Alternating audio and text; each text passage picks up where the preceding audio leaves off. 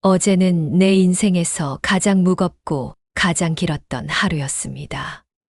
시간이 그렇게도 느리게 흐를 수 있다는 걸 살아오면서 처음 느꼈습니다. 하루가 마치 1년 같았고 내 심장은 그 하루 동안 수백 번도 더 부서졌다가 다시 뛰었습니다. 남편을 잃고 난 후 나는 늘 외로웠습니다. 아침에 눈을 뜨면 텅 빈 옆자리가 제일 먼저 보였고 밤에 잠들기 전에는 차갑게 식은 베개가 마음을 파고들었습니다. 그래도 내가 무너지지 않은 이유는 단 하나. 내 딸이 있었기 때문입니다. 어린 딸은 늘 내 손을 꼭 잡아주었습니다. 작은 손인데도 그 손에는 이상한 힘이 있었어요. 세상이 등을 돌려도 나는 그 작은 손을 붙잡는 순간 버틸 수 있었습니다. 딸의 웃음은 내 삶의 불빛이었고 내가 살아야 할 이유였습니다. 엄마, 나중에 내가 엄마 지켜줄 거야. 딸이 그렇게 말했을 때 나는 눈물을 삼켰습니다. 어린애의 다짐이지만 그 약속이 내 가슴을 울렸습니다. 나는 딸을 지키기 위해 더 열심히 일했습니다. 서류 더미 속에서 밤을 지새우고 계약서를 확인하다가 해가 뜨는 날이 다반사였습니다. 직원들이 지쳐 쓰러질 때도 나는 앞장섰습니다. 버텨야 산다. 우리가 버티면 내일은 다르다. 그 말로 모두를 다독이며 회사를 세웠습니다. 그렇게 작은 회사가 어느새 업계에서 이름을 알리는 대기업으로 성장했습니다. 사람들은 나를 회장님이라고 불렀습니다. 성공했다고 박수쳤습니다. 하지만 나는 늘 속으로만 중얼거렸습니다. 이건 다 내 딸을 위해서야. 내 남편이 지켜주지 못한 걸 내가 대신 지키는 거야. 세월이 흘러 딸이 성장했습니다. 그리고 어느 날 집으로 남자를 데려왔습니다. 그가 현관 앞에 서 있던 날을 아직도 기억합니다. 얌전한 미소, 깍듯한 인사. 무엇보다 내 딸을 바라보는 눈빛이 따뜻했습니다. 어머니, 저만 믿으십시오. 평생 따님만 바라보고 살겠습니다. 그 말 한마디에 나는 눈시울이 뜨거워졌습니다. 내가 그토록 바라던 약속이었으니까요. 남편이 떠난 뒤 딸에게 든든한 울타리가 필요했습니다. 나는 그 사람이라면 괜찮다고 믿었습니다. 그날 밤 나는 하늘을 올려다보며 중얼거렸습니다. 여보, 우리 딸이 좋은 사람을 만났어. 앞으로는 혼자가 아니야. 우리 딸, 이제 웃을 수 있을 거야. 결혼식 날 나는 눈물을 참으며 웃었습니다. 딸이 웨딩드레스를 입고 내 손을 잡았을 때 나는 속으로 말했습니다. 이제 나는 다 됐다. 내가 살아온 길이 헛되지 않았다. 시간은 흘렀고 나는 더 큰 결정을 내렸습니다. 내가 평생 세운 회사를 사위에게 맡기기로 한 겁니다. 딸의 행복을 위해서라면 그 딸의 남편을 믿어야 한다고 생각했으니까요. 어머니, 이 자리를 저에게 주셔서 감사합니다. 회사도 가족처럼 여기겠습니다. 이제 어머님은 편히 쉬셔도 됩니다. 그 말이 고마워서 나는 눈을 감았습니다. 내가 얼마나 버티며 지켜온 회사입니까? 그 무게를 알고도 그렇게 말할 수 있다는 게 대견했습니다. 그래서 나는 믿었습니다. 믿어야 했습니다. 하지만 사람의 마음은 언제나 변합니다. 특히 권력을 손에 쥔 사람은 더 빨리 변합니다. 처음엔 직원들에게 겸손했습니다. 인사를 하고 함께 밥을 먹고 작은 의견도 귀 기울여 듣던 사람이었습니다. 직원들은 사장을 존경했고 나도 흐뭇하게 바라봤습니다. 역시 내가 잘 선택했구나. 이 사람이라면 내 회사를 더 크게 만들 수 있겠다. 그러나 회사가 커지고 사람들이 그의 앞에 머리를 숙이기 시작하자 그의 눈빛은 달라지기 시작했습니다. 겸손은 서서히 사라지고 오만이 자리를 차지했습니다. 처음엔 작은 변화였습니다.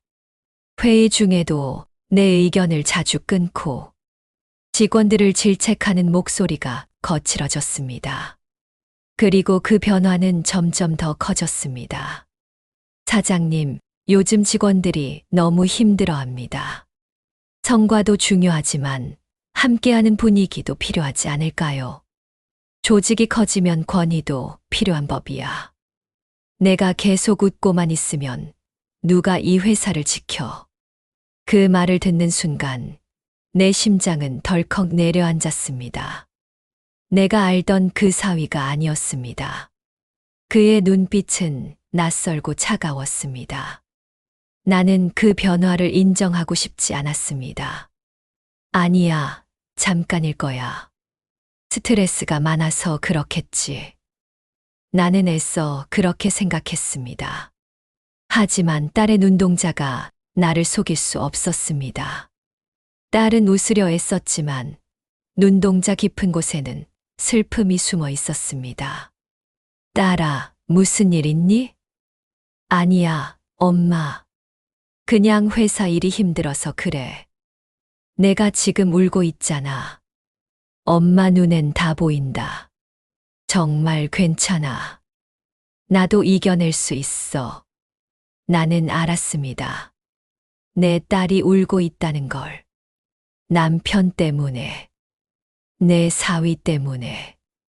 하지만 그 아이는 차마 나에게 말하지 않았습니다. 엄마가 더 상처받을까봐. 엄마가 더 힘들어질까봐. 그 마음 때문에 그 아이는 침묵했습니다. 나는 점점 불안해졌습니다. 그리고 결국 그 두 눈으로 보게 되었습니다. 자기야, 오늘은 우리끼리만 있는 거야. 걱정하지 마. 다 처리했어. 여보, 누가 보면 어쩌려고 그래? 회장님이 아시면 큰일이라니까. 회장님, 그 늙은이가 뭘 할 수 있다고 그래? 이제 내가 이 회사를 굴리고 내가 이 가문을 움직이는 거야. 그 순간 내 귀가 멍해졌습니다. 내 남편이 떠난 뒤 내가 뼈를 깎으며 일군 회사, 내 딸을 웃게 하려고 온몸을 던져 지킨 가정, 그걸 가벼이 내뱉으며 비웃는 그 입술을 보며 내 눈앞이 캄캄해졌습니다. 배신. 그건 내가 상상할 수 있는 가장 끔찍한 말이었습니다. 그리고 그날 나는 깨달았습니다. 이제 가만히 있을 수 없다는 걸. 내가 이 회사를, 내 딸을, 내 인생을 지켜야 한다는 걸. 비서, 준비해. 내가 이 사회를 다시 소집한다. 회장님, 사장님 눈빛이 심상치 않습니다. 가만두지 않을 겁니다. 두고 봐라. 이제 내가 누구인지, 누구에게 맞서고 있는 건지 똑똑히 보여줄 거다. 그리고 마침내 나는 결심했습니다. 그의 뺨 위에 내 분노와 내 결심을 찍어내겠다고. 그날이 그의 몰락의 시작이 될 거라고. 나는 그의 집무실 문을 열고 들어섰습니다. 문이 닫히자마자 공기가 달라졌습니다. 내가 세운 회사의 중심이어야 할 곳이 지금은 썩은 냄새가 가득한 감옥처럼 느껴졌습니다. 책상 위에는 고급 술병이 나란히 놓여 있었고 서류 대신 외제차 열쇠와 시계가 어지럽게 흩어져 있었습니다. 그것이 지금의 그를 보여주는 전부였습니다. 사위야, 내가 이 회사의 주인이라고 생각하느냐? 어머니, 이제 그만 내려놓으셔야죠. 시대가 변했습니다. 노후에는 편히 사셔야죠. 그 말투, 그 눈빛. 나는 더 이상 참을 수 없었습니다. 책상 위에 놓인 김치를 집어들었습니다. 사람들이 웃으며 함께 나누던 회사의 상징. 직원들과 함께 담그며 흥얼거리던 노래가 떠올랐습니다. 그 김치가 이제 내 분노의 무기가 되었습니다. 내가 감히 내 딸을 울리고 내 회사를 더럽혔구나. 철썩. 붉은 국물이 그의 얼굴에 흩어졌습니다. 순간 방 안은 얼어붙었습니다. 사위의 눈이 커다랗게 벌어졌고 뺨에 붙은 배추잎이 그의 추악한 민낯을 가리고 있었습니다. 어머니 감히 저한테 이런 수모를 주시다니. 수모라고? 수모는 내가 내 딸 가슴에 새긴 상처고 내가 회사 돈으로 벌인 추잡한 짓이다. 그는 이를 악물고 소리쳤습니다. 증거 있어요? 다 조작입니다. 저한테 덮어 씌우려는 거잖습니까? 내가 그렇게 말할 줄 알았다. 이미 감사팀과 외부 회계사에게 자료를 넘겨놨다. 이제 곧 검찰이 올 거다. 그때 그의 휴대폰이 울렸습니다. 비서의 다급한 목소리가 새어나왔습니다. 사장님, 큰일 났습니다. 이 사진들이 긴급 이사회 소집을 요구했습니다. 회장님이 자료를 전부 공개하셨답니다. 뭐라고? 그는 얼굴이 하얗게 질렸습니다. 나는 그의 눈을 똑바로 바라보며 말했습니다. 내가 그렇게 원하던 자리, 이제 내 발로 가자꾸나. 회의실로. 사무실 문이 열리자 복도의 공기가 확 바뀌었습니다. 직원들이 웅성거리며 우리를 바라봤습니다. 누군가는 고개를 숙였고 누군가는 숨죽이며 내 눈빛을 따라왔습니다. 그 복도는 그날 사형장의 마지막 길이었습니다. 그는 고개를 숙인 채 걸었고 나는 똑바로 걸었습니다. 모든 시선이 그와 나를 따라 움직였습니다. 회의실 문이 열렸습니다. 이미 이 사진들이 모두 자리를 잡고 있었습니다. 내가 준비해둔 서류가 책상 위에 가지런히 놓여 있었습니다. 그 순간 방 안의 모든 눈빛이 나를 향했습니다. 의안 1점, 사장 직무 정지 건. 조용히 이 사진 중 한 명이 의안을 읽었습니다. 사위는 벌떡 일어나 외쳤습니다. 이건 불법입니다. 절차 위반이에요. 절차. 너는 절차를 지킨 적이 없었다. 내가 만든 덫에 내가 걸린 거다. 찬성. 한 사람의 목소리가 회의실 공기를 흔들었습니다. 이어 또 다른 목소리가 들렸습니다. 찬성. 그리고 또 다른 목소리. 찬성. 찬성의 파도는 거칠게 밀려왔습니다. 사위의 얼굴은 점점 하얗게 질려갔습니다. 손에 쥔 종이가 덜덜 떨렸고 눈빛에는 두려움이 고스란히 드러났습니다. 결과는 가결. 그는 자리에서 쫓겨났습니다. 이 사진들의 시선은 차가웠고 직원들의 웅성거림은 멀리서 메아리처럼 들려왔습니다. 나는 속으로 중얼거렸습니다. 내가 그토록 아끼던 회사, 내가 그토록 지키고 싶던 딸, 모두 다시 내 손에 돌아왔다. 하지만 이상했습니다. 그 순간에도 내 가슴은 전혀 기쁘지 않았습니다. 남은 건 내 딸의 상처였으니까요. 집으로 돌아오니 딸이 울고 있었습니다. 거실 불빛 아래 앉아 있던 딸은 두 손으로 얼굴을 감싸며 흐느꼈습니다. 엄마, 나 이제 어떻게 살아야 해? 딸아, 내 잘못은 하나도 없다. 내가 울면서도 침묵했던 건 엄마를 지키려는 마음 때문이었다. 그게 얼마나 큰 용기인지 아니? 나 자신이 너무 부끄러워. 알면서도 모른 척한 내가. 그건 사랑이었다. 엄마가 무너질까봐 내 마음을 삼킨 거. 그게 죄냐?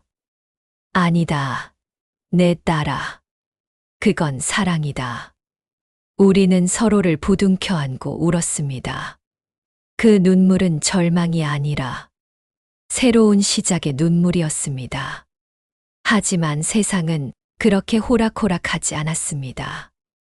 며칠 뒤 회사 안에서 소문이 돌기 시작했습니다. 회장님도 결국 책임이 있으신 거 아닙니까? 맞아요.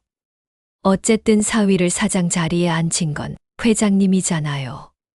그 말들이 칼처럼 꽂혔습니다. 나는 이사회에서 승리했지만 사람들의 시선은 여전히 차가웠습니다. 그들의 시선은 이렇게 말하는 듯 했습니다. 너도 책임에서 자유롭지 못하다. 그날 밤 불 꺼진 집 거실에 혼자 앉아 있었습니다. 세상이 조용했지만 내 가슴은 시끄러웠습니다. 남편의 빈자리는 여전히 크고 딸은 여전히 상처투성이었습니다. 나는 다시 혼자가 된 기분이었습니다. 그 고독은 칼보다 날카롭게 내 마음을 파고들었습니다. 그날 밤 불 꺼진 집 거실에서 나는 홀로 앉아 있었습니다. 어둠이 내 곁을 감싸고 있었고 시계 초침 소리가 유난히 크게 들렸습니다. 아무도 없는 집. 남편은 이미 세상을 떠났고 딸은 방에서 흐느끼고 있었습니다. 나는 온 세상에서 홀로 떨어진 기분이었습니다. 내가 잘못한 걸까? 내가 너무 쉽게 믿은 걸까? 내 딸의 눈물을 막지 못한 게 결국 내 탓인 걸까? 내 마음을 파고드는 질문은 날카로운 칼 같았습니다. 눈물이 흘러도 멈추질 않았습니다. 배신을 막아낸 순간에도 나는 승자가 아니라 죄인 같았습니다. 그때 전화벨이 울렸습니다. 낯선 시간이었고 낯선 울림이었습니다. 망설이다가 수화기를 들었습니다. 회장님, 접니다. 김 과장입니다. 김 과장. 예. 예전 총무팀에서 일하던 김 과장입니다. 회장님, 늘 저를 챙겨주셨던 거 기억하시죠? 나는 잠시 말을 잊지 못했습니다. 수십 년 동안 수많은 직원을 만났지만 그 이름은 낯설지 않았습니다. 회사 초창기부터 고생했던 직원. 밥 한 끼 나눠 먹으며 웃었던 기억이 떠올랐습니다. 내가 무슨 일이냐? 회장님, 제가 지금 이 전화를 드리기까지 많은 고민을 했습니다. 하지만 이제는 말해야 할 것 같습니다. 무슨 말이 하고 싶은 거냐? 사장님, 그러니까 회장님의 사위가 자금을 빼돌린 계좌가 있습니다. 아직 손대지 못한 돈이 남아 있습니다. 그걸 찾아내면 회장님 책임론도 사라집니다. 나는 순간 숨이 막혔습니다. 내가 그걸 어떻게? 저 사장님 지시로 자금 이체를 직접 처리했습니다. 하지만 양심에 걸려 따로 기록을 보관했습니다. 그때부터 언젠가 이 날이 올 줄 알았습니다. 그 말은 내 심장을 후벼 팠습니다. 세상은 배신으로 가득한 줄만 알았는데 아직도 누군가는 나를 믿고 있었다는 사실. 눈물이 왈칵 쏟아졌습니다. 김 과장, 그 자료 나한테 가져올 수 있겠니? 예, 회장님. 목숨 걸고라도 가져다 드리겠습니다. 전화를 끊은 뒤 나는 오랫동안 가만히 앉아 있었습니다. 방금 전까지의 고독이 사라지고 가슴 속에 작은 불씨가 피어올랐습니다. 그 불씨는 점점 커져 희망이 되었습니다. 나는 다시 일어설 수 있었습니다. 며칠 뒤 김 과장은 무겁게 봉인된 서류 봉투를 내 손에 쥐어 주었습니다. 회장님, 이게 마지막 증거입니다. 나는 떨리는 손으로 봉투를 열었습니다. 거기에는 도장 서명, 계좌번호, 거래일자가 고스란히 남아 있었습니다. 숫자 하나하나가 그의 죄를 증명하는 칼날이었습니다. 이제 끝이 보인다. 나는 법무팀장을 불렀습니다. 이 자료들 전부 정리해. 검찰에 직접 제출하겠다. 회장님, 혹시라도 역풍이 불까 두렵습니다. 언론이 몰려들면 회사 이미지도 타격이. 이미지는 내가 평생 지켜왔다. 하지만 진실을 감추면 이 회사는 무너진다. 정의로 서야 오래 간다. 며칠 뒤 검찰이 회사로 들이닥쳤습니다. 언론 카메라 플래시가 눈부시게 터졌습니다. 직원들은 숨죽인 채 복도에 서서 그 장면을 지켜봤습니다. 사위는 수갑을 차고 끌려 나왔습니다. 그의 얼굴은 창백했고 입술은 바짝 말라 있었습니다. 눈빛에는 두려움과 분노가 뒤섞여 있었습니다. 어머니 아니, 회장님 제발 한 번만. 나는 그를 똑바로 바라보며 말했습니다. 나는 더 이상 내 어머니가 아니다. 나는 내 딸의 엄마고 이 회사를 지킨 회장이다. 내 죄는 내가 갚아라. 그가 끌려가는 뒷모습을 보며 사람들은 웅성거렸습니다. 일부는 혀를 찾고 일부는 안도하는 눈빛을 보냈습니다. 그리고 나는 조용히 눈을 감았습니다. 여보, 보았지? 내가 끝내 이 회사를 지켜냈어. 그리고 우리 딸, 이제는 내가 지켜낼 거야. 검찰차 문이 닫히고 사위는 어둠 속으로 사라졌습니다. 그 순간 내 가슴에서 무거운 돌덩이가 떨어져 나갔습니다. 하지만 동시에 허무가 밀려왔습니다. 승리의 순간에도 기쁨은 없었습니다. 내게 남은 건 무너진 딸의 눈물뿐이었으니까요. 집에 돌아오니 딸은 거실 바닥에 주저앉아 있었습니다. 붉은 눈으로 나를 바라보며 속삭였습니다. 엄마, 나 이제 어떻게 살아야 해? 나는 딸의 어깨를 감싸 안았습니다. 딸아, 내 잘못은 하나도 없다. 내가 울면서도 침묵했던 건 엄마를 지키려는 마음 때문이었다. 그게 얼마나 큰 용기인지 아니? 딸은 고개를 흔들며 울었습니다. 나 자신이 너무 부끄러워. 알면서도 모른 척한 내가. 그건 사랑이었다. 엄마가 무너질까봐 내 마음을 삼킨 거. 그게 죄냐?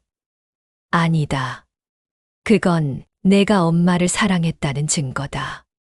우리는 서로를 부둥켜 안고 울었습니다. 그 눈물은 지난 세월의 응어리를 씻어내는 눈물이었습니다. 그리고 나는 마음속으로 다짐했습니다. 이제는 어떤 시련이 와도 우리 둘은 다시 무너지지 않겠다. 사위가 검찰차에 실려 떠난 뒤 회사는 다시 평온을 되찾은 듯 보였습니다. 하지만 내 마음은 여전히 허전했습니다. 이겼다는 사실보다도 잃어버린 시간과 상처가 더 크게 다가왔습니다. 집에 돌아와 거실 불을 켜니 딸이 소파에 앉아 있었습니다. 두 손을 꼭 쥔 채 눈가에는 아직 눈물이 마르지 않았습니다. 엄마, 나 이제 어떻게 살아야 해? 그 목소리는 어린 시절로 돌아간 것 같았습니다. 내게 의지하던 그 작은 아이.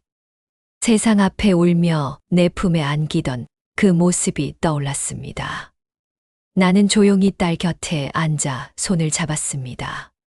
딸아, 내 잘못은 하나도 없다. 내가 울면서도 침묵한 건 엄마를 지키려는 마음 때문이었지.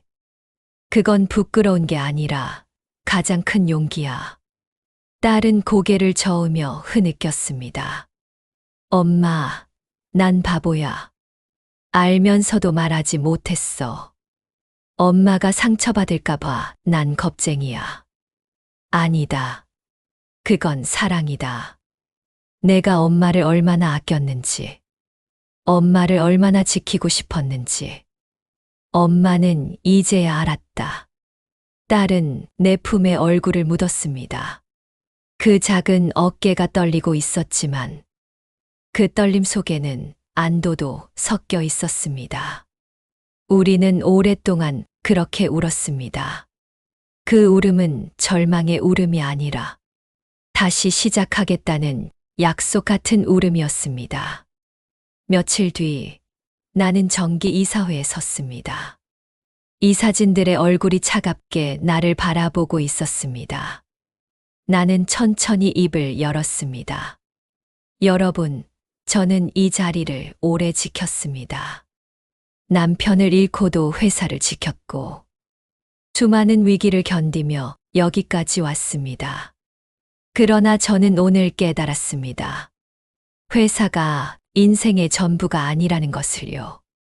가장 소중한 건 결국 가족이었습니다. 회의장은 조용했습니다. 숨소리조차 들리지 않았습니다. 저는 이제 회장이라는 이름보다 엄마라는 이름을 더 지키고 싶습니다. 오늘 이후 저는 경영에서 물러나겠습니다. 이제는 여러분의 몫입니다.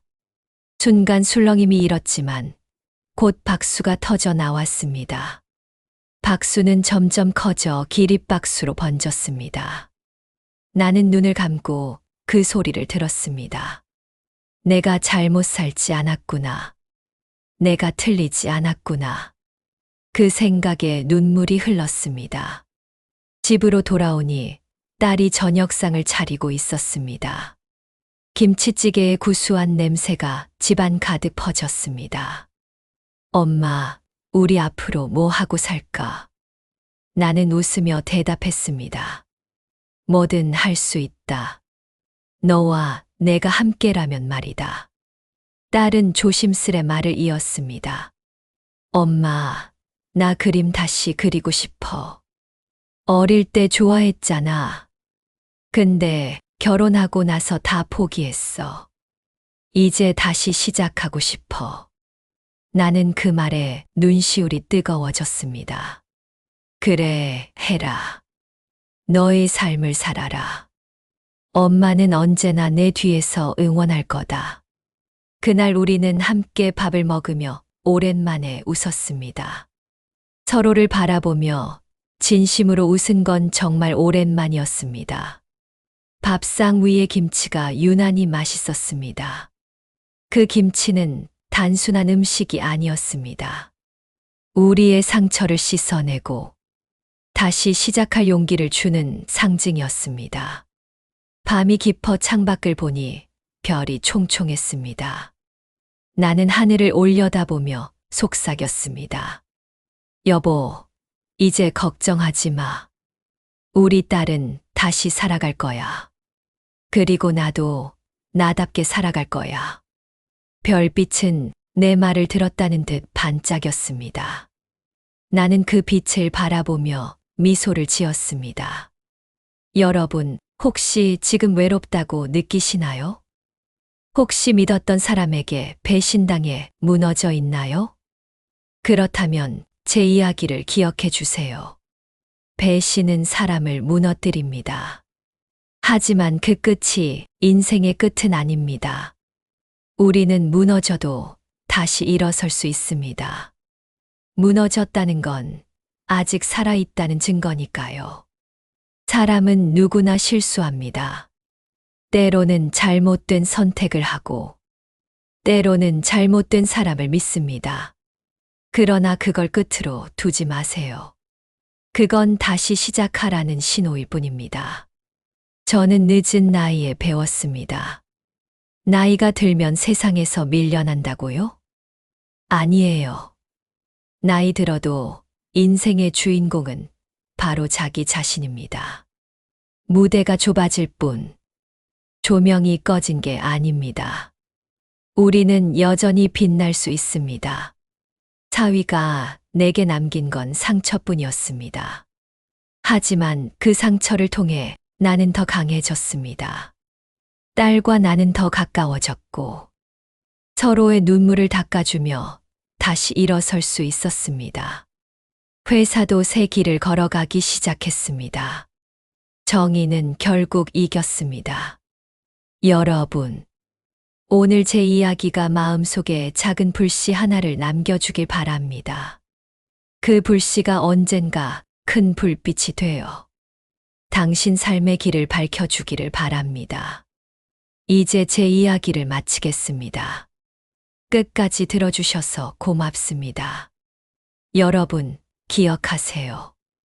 나이 들어도 인생의 주인공은 바로 당신입니다. 오늘도 주저하지 말고 당신 삶의 무대에 당당히 올라서십시오. 구독과 좋아요 잊지 마세요.